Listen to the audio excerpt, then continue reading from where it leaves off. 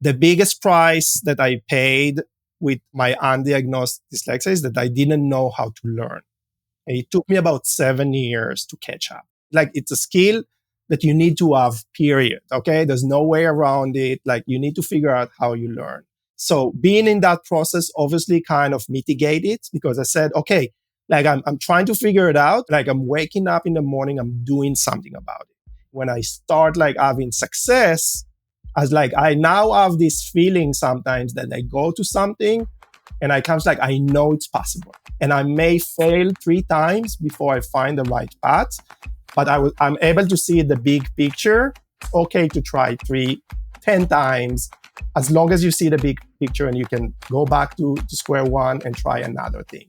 Failure is just one point in time that can be changed by just doing something different after that. This is Megan, owner of Dyslexia On Demand. And I'm Eryn, owner of Advocate to Educate. And we are the Don't Call on Me podcast. We are here to talk about dyslexia, to remove the stigma, to hear what families really go through, and to share their stories. In both of our businesses and personal experiences, on a daily basis, we listen to people telling their stories. Many of heartbreak, many of struggle, but most all have a silver lining, even eventually. It's all about the stories. The more we share, the more we realize we aren't alone and we are a community. No, a tribe standing together. The Don't Call on Me podcast is brought to you by Dyslexia On Demand and Advocate to Educate. Welcome back, listeners, to the Don't Call on Me podcast, where we love to tell dyslexia stories. So today on the podcast, we're chatting with my friend who I have the pleasure of knowing from just the Texas dyslexia community. Amir is a fellow dyslexic. He is a former ESL student, which I think adds something interesting to the mix, but he really is also a total trailblazer in the world of ed tech and literacy, and he's created some amazing tools to help support our dyslexic kids. So I'm going to let him tell you more about himself, but he is such a great example of someone who chose to harness his dyslexic experience and turn it into a business, and how that personal experience really helps to fuel the work that he's doing is what he's going to share. So welcome, Amir. Thank you for having me. It's great to be here. Exciting doing a podcast and share a little bit of my story.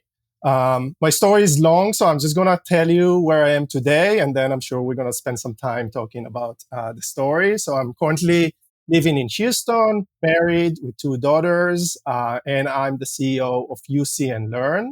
This is a platform that helps reading interventionists in Texas and across the country in delivering the reading intervention. So I have 2 daughters. One is 3 and one is 6. It's going to be 6 next week.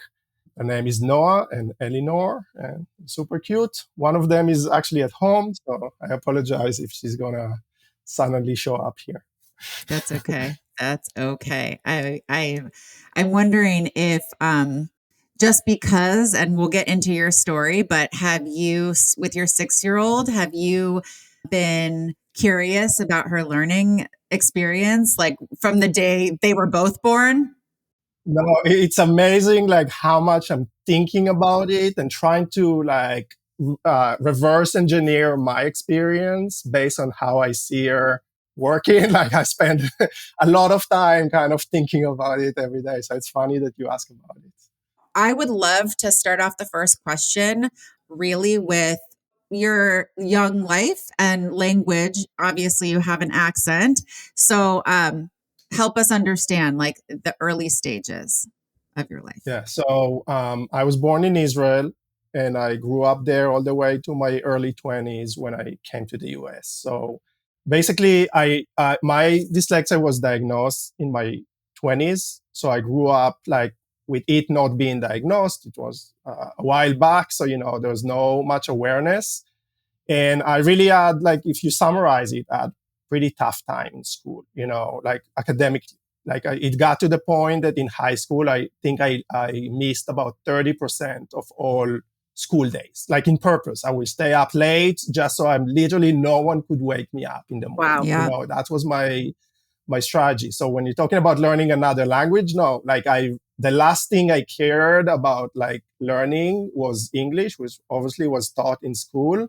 Yeah. But it was already difficult for me to like deal with Hebrew, which is Right. my native language, that I didn't really wanted to make the effort to learn another language. And that's eventually what's brought me to the US, because in my early 20s, I realized, you know what, I need to learn English. I didn't know almost any. So I decided to immerse myself and try to learn here.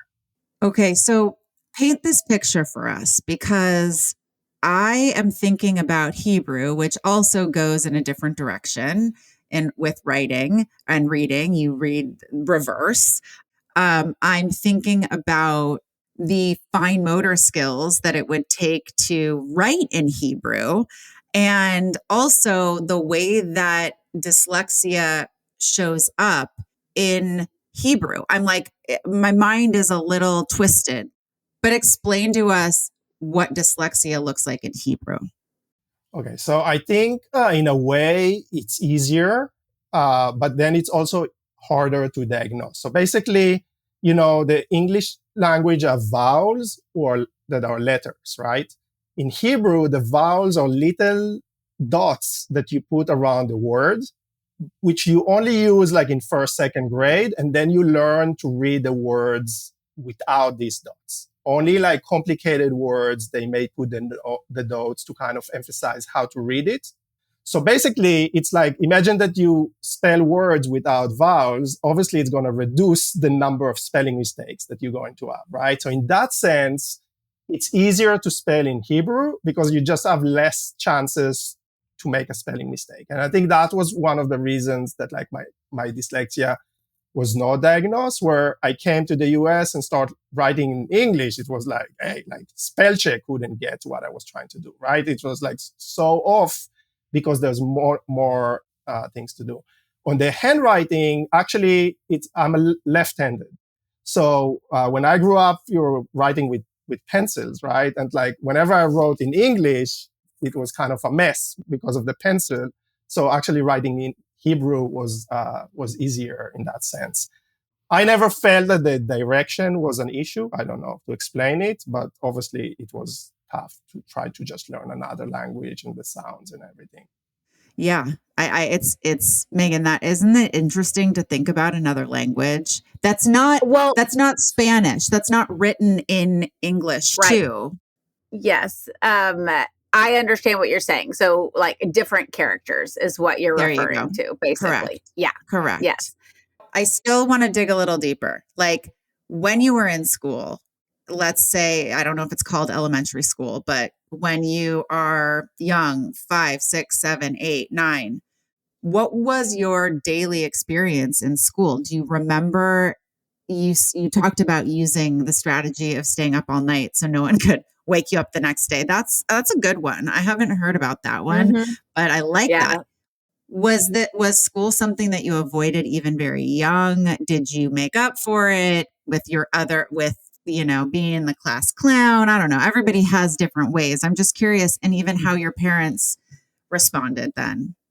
Yeah, so I think in elementary school, I really tried. And I think there's a period of time that you can basically learn to memorize things that, like you can probably until third grade hide it to some level, like even from yourself, right? You just like the brain finds ways around it.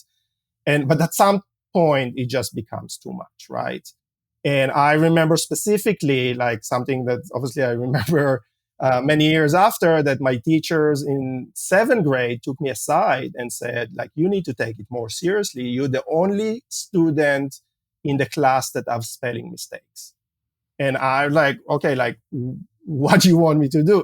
So I felt like a little bit, especially when I went to our like middle school where things starts to be heavy, like I didn't know what to do. Of course, when I got to high school, things got more competitive, like academically. And that's the point I was trying to basically avoid school altogether. So, and I'm assuming you went to the Army. Mhm. Yeah. So, like school, I still got like a lot that I was lazy. I was not smart, like it sticks, right? Like you Yeah. keep hearing it. And in a way, going to the army, it's kind of like the last place you need to write too much, definitely not to read too much. And I was doing well there. And that kind of helped build my confidence. I actually went and became an officer. And after that, that's what kind of telling people that's what gave me the motivation, the energy to go back and try to tackle my learning, and even then I didn't know that I have dyslexia. I knew that I didn't learn and I should give it another try. And that's what motivated me to come to Houston and try to like take this. Yes. It's just incredible that you were born where you were born and you got that opportunity as kind of to see, well, okay, if it's not academics that you felt at the time weren't your strengths, and you go and you do something and you're like, wait, I am good. I can do this. And it's so powerful. And it's in Israel, especially, and being in the army is such a sense of identity and pride. So I love how that worked out for you. And I'm curious, like, really in the army, is there really no reading and writing? I just don't know.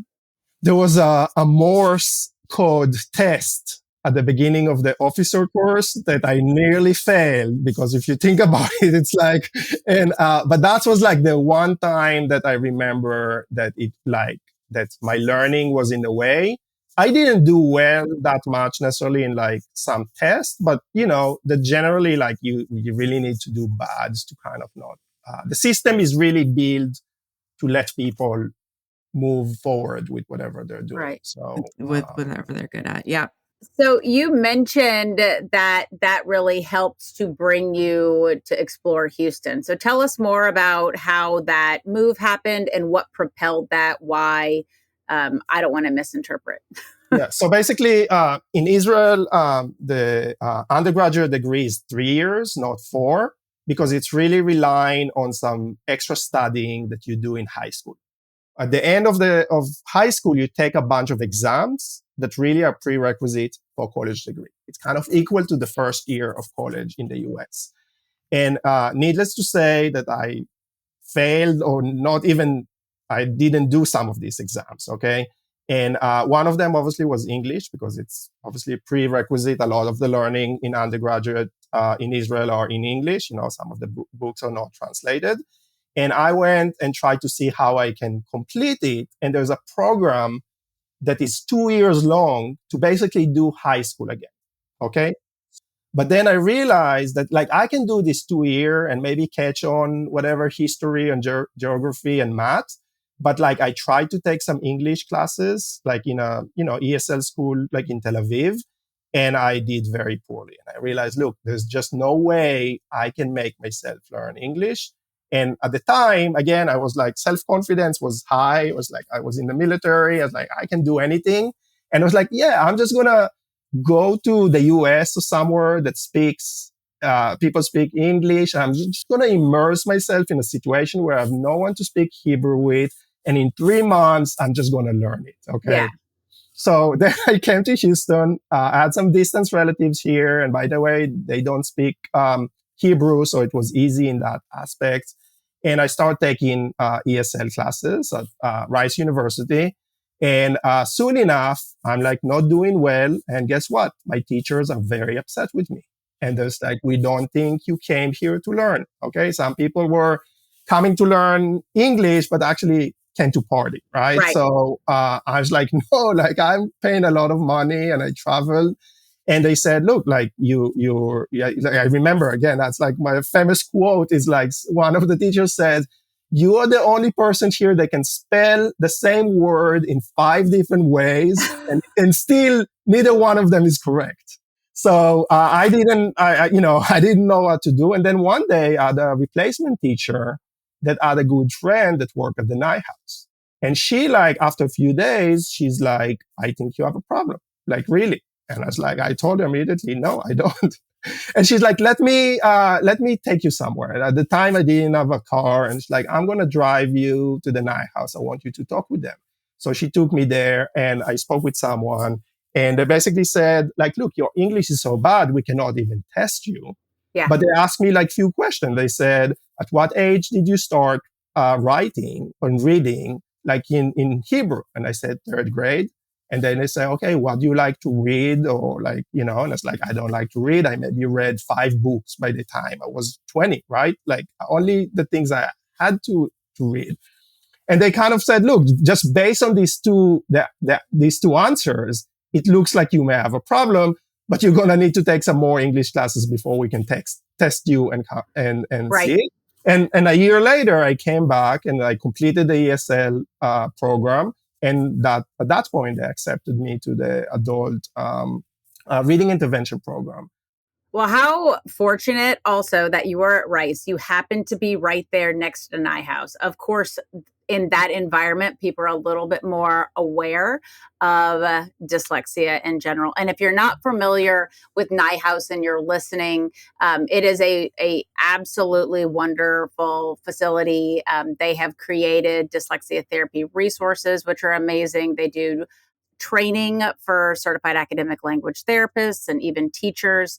It's a wonderful environment who also has a big center and specialty area focus on adults and dyslexic adults. And there just isn't enough out there, honestly. We are approached on a very regular basis because, of course, most of the intervention opportunities are for kids. So I'm so happy that, just kind of the stars aligned to a certain degree and you had access to that and you participated in that. And also, Amir, I just want to point out for anyone listening who is considering taking action like Amir did and going through committing to that hard road of 2 years of dyslexia therapy through whatever institution or organization you're doing. To me, you're such a testament to the brain is plastic at any age. We can make that change as an adult. It just takes the buy-in and commitment and dedication that you had, that perseverance. But most dyslexic people are not short of that. So I'm so happy that that we're able to encapsulate your story here. So and that obviously changed everything. So maybe kind of give us a little bit of a how you got to where you are today. So basically, I finished undergraduate degree with a degree in psychology, which I was interested in, and it wasn't necessarily the best thing to learn. And then why wasn't it the best thing? Why? Because it was not something you can, like, there's no job you can apply for. Right. You have to keep going with that. Yeah, I remember my mom is like, why don't you learn to be an engineer? Like, what are you going to do with psychology? Plus, there's a lot of reading, And I was like, yes. Well, that was interested in, You might as well be a literature major, man. Yeah. and then I had I found whatever job, like a small company, wasn't the best thing. But there was one thing that happened there that kind of gave me perspective on like what I can do. So it was a manufacturing facility in Houston where like 95% of all the employees there were Hispanic. They didn't really speak much English. And they were supposed to build certain things, hydraulic and electric and all of that, and things that cost a lot of money. And there was like a very high percentage of failure of like building it in the right way. And that caused significant delays and cost a lot of money. And I was kind of given the opportunity to try to solve it. And as a kid, one of my favorite things to do was playing with Lego. And I decided, what if we build like a book that will show them how to build it without using any language, just like with images. So I did that thing and we were able to reduce the time of building. Like I remember a specific thing from 2 weeks to like half a day. Wow. Just because everything was numbered and was organized and all of that. Yeah. And then I went and spoke with someone. It was a small company, maybe 50 employees. But the person I spoke with said, wow, like if you do something like this for a big company, that's like, it's going to worth a lot of money. Like that's a skill, So I was like, I remember at the time, like I was thinking, okay, what I'm going to do with my life, like I don't know anything. And I realized the only thing I was like an expert on is learning, because in college, I was building my own teaching aids to help me memorize things, cards, whatnot, images. I used any technique that I could find to help myself. And then I realized that was a skill. There's like companies that need that skill. So I ended up going back to University of Houston to do a master's degree in human resource development. The name is a little bit misleading. It is in HR, but it's actually corporate learning. And I came out of that being able to find a job at a big oil and gas company. And my job was to try to accommodate new technology to help with learning. When I joined, all the training were face to face. Okay. So the thing is that like I was able to innovate with technology, which is something I was already doing for myself in college, right? And I was lucky because it just happened to be that training department was in the software division of Halliburton. And then I got exposed to like how a software company works. So I didn't mention it. In parallel to that, I decided to start making teaching aids for reading intervention. Mm-hmm. Out of my NIHouse experience, I thought, look, that's really helped me, but I was missing some color, something more fun to learn the concepts. And, I was getting older and I was disappointed at myself that I haven't done anything entrepreneurial. And like, I was like, okay, I need to do something. Okay, if it's not my full-time thing, I'm going to do it on the side. So I start making like teaching aids, and Kay Allen, that used to be the CEO at NIHouse, helped me with that. And I kind of doing that. And then I got to Halliburton, and of course I did the training, but I also started learning about software. And I was like, wow, that thing, it's pretty powerful. And then again, through like very unusual processes that definitely are usually don't being accepted in big corporation, I ended up actually moving to a different department to be what is called a product manager. That was like the shift that happened in my life that really kind of changed everything. What we've done in oil and gas has to do with analytics of how people use software and if they follow certain best practices and helping them learn how to use it best. So I was already kind of having background in helping people do what they do in a better way. In that case was drilling engineers, right? But it can be anything. So at that point, my oldest daughter was born, and I felt like I wanted to work from home because it was a long commute. And 2 weeks before COVID started, I left Halliburton to work for an education company that had a distant position from home. Oh, wow. Serendipity. Yeah. And then it was a great school, but I kind of knew that was not the thing I wanted to do. I wanted to kind of build my own thing. But I realized that I needed to learn more, that I have gaps. So I wanted to be in education. That's kind of what I already kind of saw. But it's like, look, I don't have any official background in education. I need to go learn that. And I also need to learn about entrepreneurship. I did a little bit of it at Halliburton, but I want to really learn how to do it. So then I decided to go back to school to kind of get the right tools to do what I wanted to do.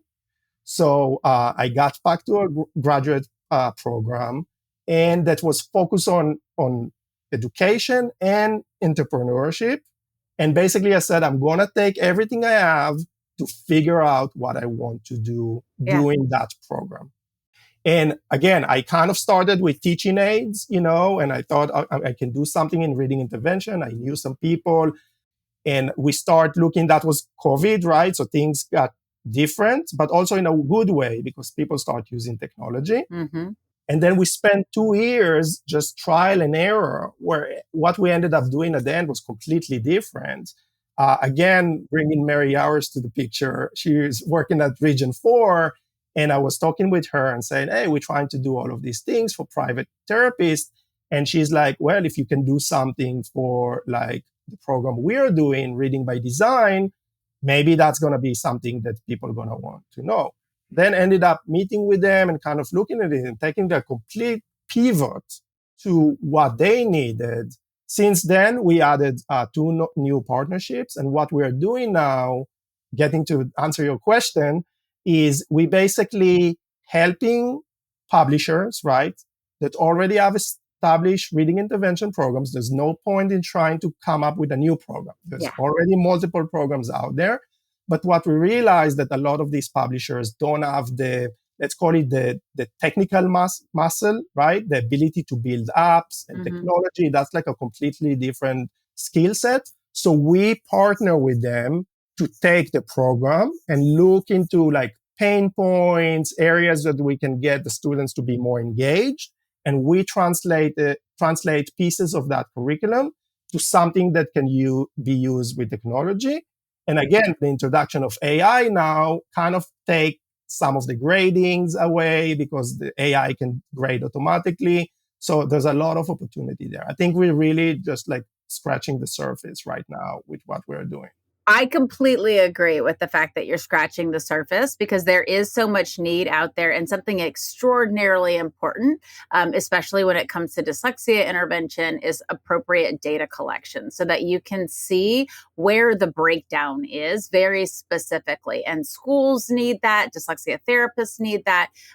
So I think that we've really only just begun with so many of those things because everyone's mind shift is changing so much. Thank goodness to COVID. I mean, there are good things that came out of it, and you're a benefitor, and someone who benefits, and I am, and just perspective as to what can be achieved, right, online. So I'm extremely happy for you. I know what an impact this is making for so many levels of people. So it's awesome. I just want to, I have two things. One is that I think when you're sharing how you can find or that you are looking at the problems within a system that's already designed, it's something I want our listeners to pay attention to as far as their own process and their own brain. That is a skill that is very common for us with dyslexia to be able to see differently. Our brains are literally wired differently. And I want our listeners to really think about what they're doing, think about the areas that they want to learn in, because it's a combination of what interests you and then applying that. And somehow there is this magical, and I want to call it magical because I don't think that it's something that even the work that I do, when I'm looking through a child's academic file and I'm looking at like what went wrong, I can look at the numbers. I can look at, testing here and then testing years later and see that there's a delay. But there's a bigger picture to the puzzle that generally has to be solved first before you can actually get to what it is we need to get to for the more technical things. So we have touched on so many, I think, of the experiences in your life that have been challenging, but also end up positively. And one thing that we talk about all the time is that, well, we all have an inner voice, right? But it tends to say the same thing for those with dyslexia. So even though you have had so many confidence building opportunities, what has been your inner voice throughout your life? Would you say that it has changed? Is it the same? Share a little bit about that.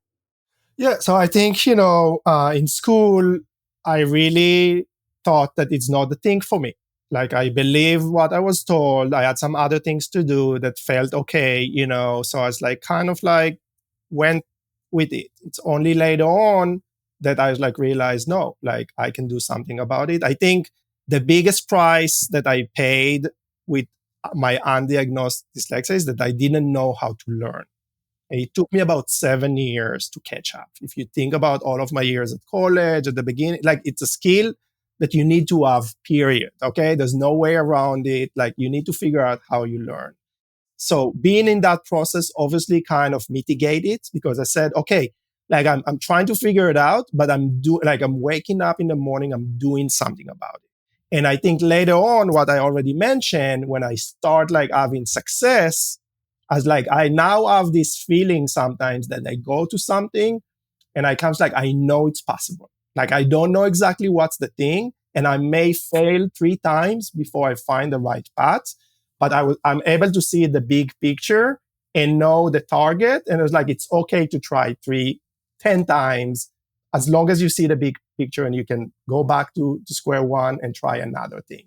And I think that's kind of like, maybe the benefits of all of it is like that you go back and forth on so many times trying things that you learn that, okay, it's like failure is just one point in time that can be changed by just doing something different after that.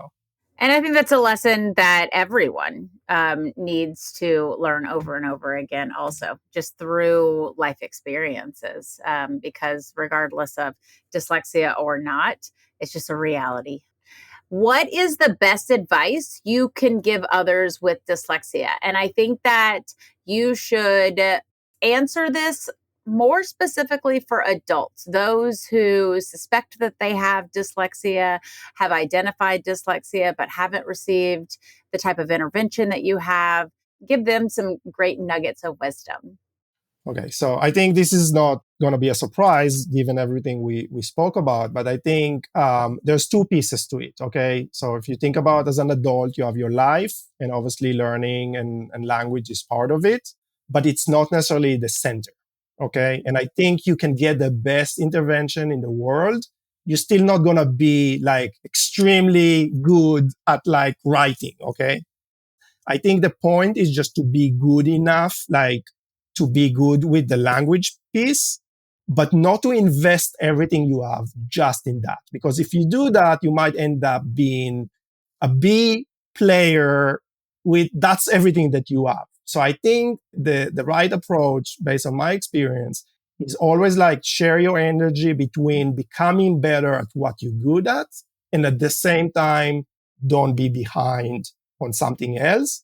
Saying all of that, it's okay to take a year, 2 years, and focus on one thing.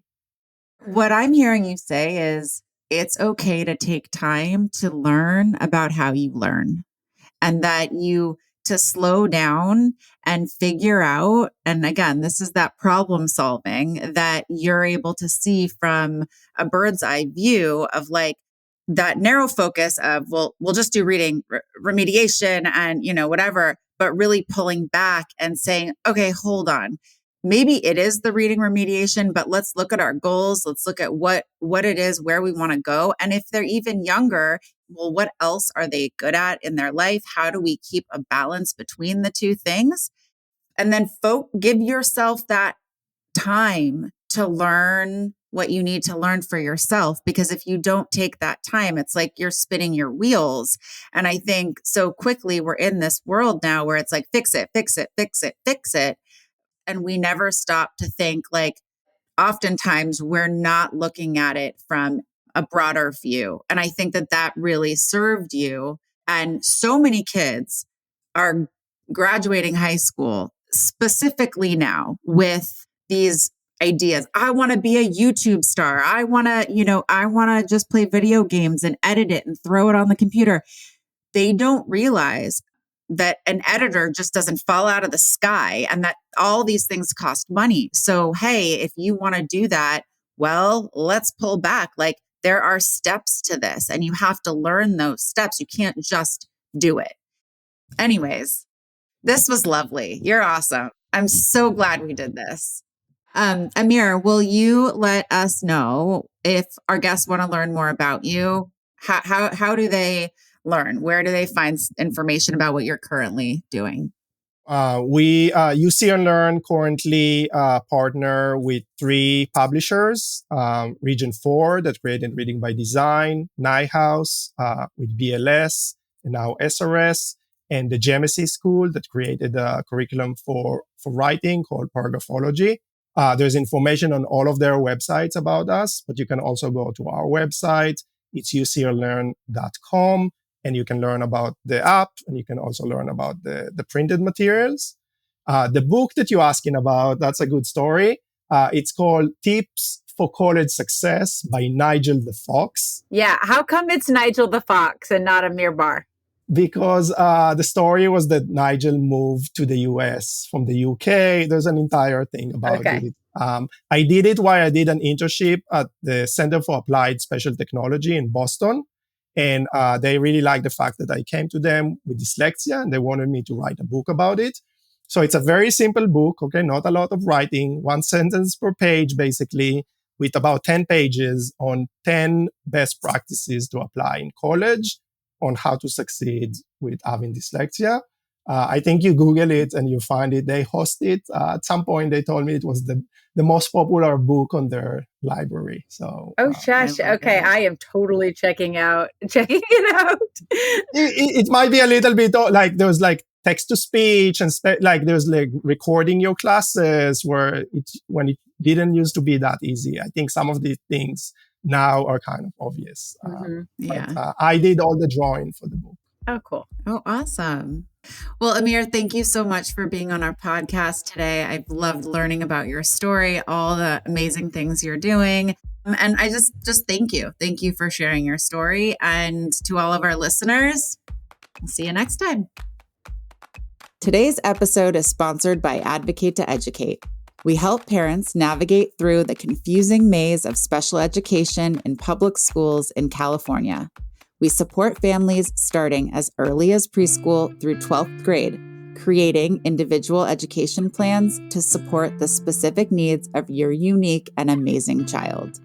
To learn more, go to our website, advocate2educate.com. Today's episode is sponsored by Dyslexia On Demand. Dyslexia On Demand uses only the highest trained dyslexia therapists, and it's all one-on-one and individualized to your child's needs. The best part is that it doesn't matter where you're located because it's all virtual. Visit us at dyslexiaondemand.com to learn more. We're glad you tuned in today. To continue the conversation and be a part of our growing community, follow us on our social media channels and YouTube. Visit don'tcallonme.com to share your experiences and learn from others. Every story shared is a step toward greater awareness and inclusivity. Join us in making a difference and don't miss our next enlightening episode.